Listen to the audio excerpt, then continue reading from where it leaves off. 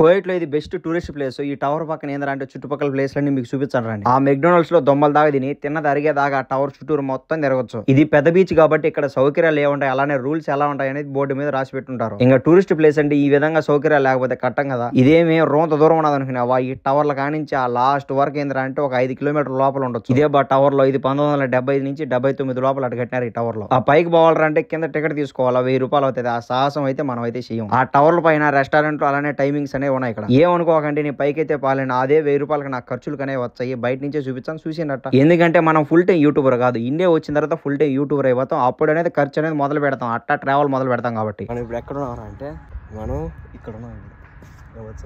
ఇది చూసి ఇంక రోడ్ లో అలా కాకపోతే రోడ్డు కాదు, ఒక రకంగా మెత్తగా ఉన్నది. ఎందుకంటే పిల్లకాయలు వాకింగ్ కి అట్లా నడుచుకుంటా పోతా. పిల్లకాయల కోసం అది ఈ విధంగా వేస్తారు. ఎక్కడ పార్కుల్లో అట్లా కువైట్ సిటీ అటు సైడ్ ఉంటాయి.